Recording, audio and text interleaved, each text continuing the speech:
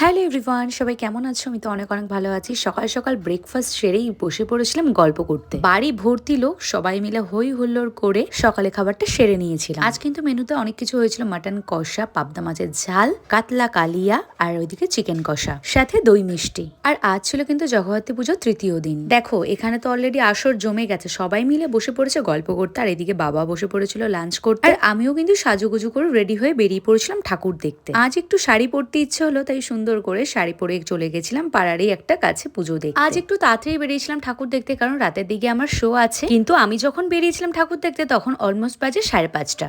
দেখে কিন্তু মনে হচ্ছিল না মানুষের এত ভিড়, মনে হচ্ছে 9টা-10টা অলরেডি বেজে গেছে। রাস্তার দুপাশে কিন্তু মেলার দোকান বসেছে। আমার কিন্তু মেলা ঘুরতে বেশ ভালো লাগে, আর এই বেলুনগুলো কিন্তু ছোটবেলায় প্রচুর কিনেছি। এবার যাচ্ছি বাজারে মাঠের দিকে। বাড়ির কাছে পুজো হলে যা হয় ওই এক প্যান্ডেল রোজ ধরেই দেখে যাচ্ছি। আর এখানে দাঁড়িয়ে আমি কয়েকটা ভিডিও নিয়ে নিলাম আর ছবিও তুলে নিলাম। বেশ কিছুক্ষণ হাঁটাহাঁটি করার পর কিন্তু আমাদের একটু জল তেষ্টা পাচ্ছিল, তাই নিয়ে নিয়েছিলাম একটু আইসক্রিম। আর আমার ভাইয়া ভেবেছিল ওর আইসক্রিমটা হয়তো আমি খেয়ে নেবো, তো ওটা নিয়ে আমি হাসাহাসি করছিলাম। এখানে এবার এসেছিলাম রকেট মোড় সাইডে, আর এখানে থিমটা করেছিল আদিম মানুষ। আর এখানে আমার ভাইয়া আর ন্যানি মিলে এত হাসাহাসি করছিল, ওদের হাসি দেখে তো আমারই হাসি পেয়ে গেছিল। চন্দননগরে পুজো শেষ হয় আর আমাদের এখানে পুজো শুরু হয়। আমরা কিন্তু অশোকনগর কল্যাণগড় বাসীরা এই পুজোটার জন্য প্রায় 1 বছর ধরে ওয়েট করে থাকি, কারণ দুর্গা পুজো, কালী পুজো, লক্ষ্মী পুজো সবকিছুর পর কিন্তু এই জগদ্ধাত্রী পুজোটাই থাকে আমাদের আনন্দ করার জন্য। আবার ওই একটা বছরের অপেক্ষা। পুজো প্যান্ডেলে কিন্তু এই বাচ্চাগুলো খুব দায়িত্ব নিয়ে কাজ করে। আর এখানে প্যান্ডেলটা কিন্তু দারুণ করেছিল, আর মার মুখটা কিন্তু দারুণ ছিল।